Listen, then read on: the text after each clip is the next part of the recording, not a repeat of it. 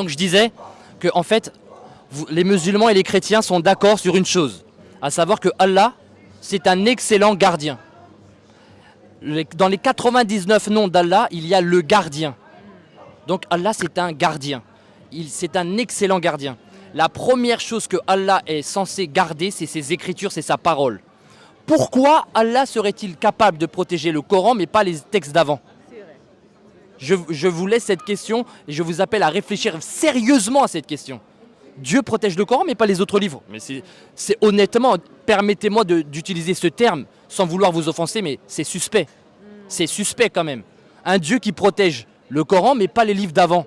Alors que beaucoup de prophètes ont écrit. Jésus parle des écrits des prophètes. Alors les écrits des prophètes seraient falsifiés par les hommes et Dieu aurait été incapable de les protéger alors que c'est un excellent gardien. Ça, c'est pas cohérent, c'est pas normal.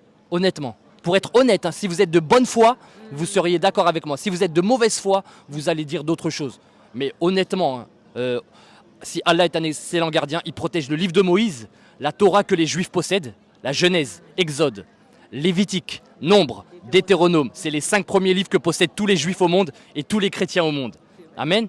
C'est le livre de Moïse. Ce livre-là, il a été protégé. Jésus a dit, si vous ne croyez pas aux écrits de Moïse, est-ce que les musulmans croient aux écrits de Moïse? Non, parce que vous pensez que c'est falsifié. C'est vrai. Vous voyez? Et les Juifs n'y croyaient pas que Moïse avait parlé de Jésus. Jésus a dit, si vous ne croyez pas aux écrits de Moïse, comment croirez-vous en mes paroles? Est-ce que les musulmans croient aux paroles de Jésus, telles qu'on les retrouve dans les évangiles? Non, sauf ceux qui peuvent les arranger pour l'intérêt de votre religion, c'est-à-dire, je ne suis venu que pour les brebis perdues de la maison d'Israël. Il y a beaucoup de versets quelques versets que vous citez dans la Bible et que vous répétez, mais c'est de la sélection. Vous faites de la sélection. Parce que Jésus a dit aussi d'autres choses que vous ne voulez pas citer. Mais moi, les vrais chrétiens, ils lisent tout. Ils savent comment répondre à ces passages-là. Oui, Jésus est venu que pour les brebis perdues de la maison d'Israël, mais il est aussi dit dans d'autres passages que, par exemple, Jésus a utilisé l'apôtre Paul pour les païens. Et il y a plein de passages comme ça dans la Bible. Mais si tu t'arrêtes juste à quelques versets, tu ne peux pas en faire une conclusion.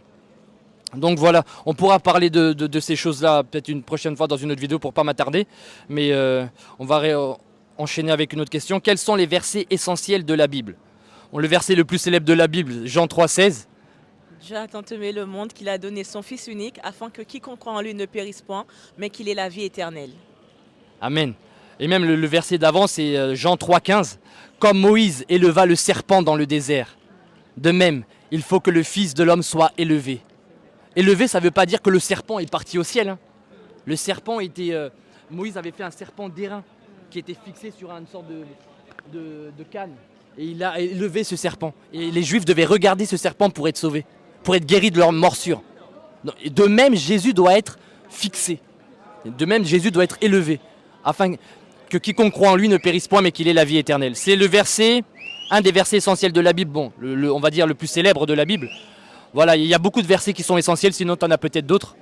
Il y a aussi un verset que j'aime bien, c'est dans Romains 8, verset 38-39, si je me rappelle bien, c'est car rien ne peut nous séparer de l'amour de Dieu manifesté en Jésus-Christ, ni les anges, ni la mort, ni la vie, ni les hauteurs, ni la profondeur, ni les anges, ni les choses présentes, ni les choses à venir, ni les hauteurs, mais vraiment rien, mais rien ne peut nous séparer de l'amour de Dieu manifesté en Jésus-Christ. Et c'est une promesse pour tout le monde, que pour quiconque croit en fait.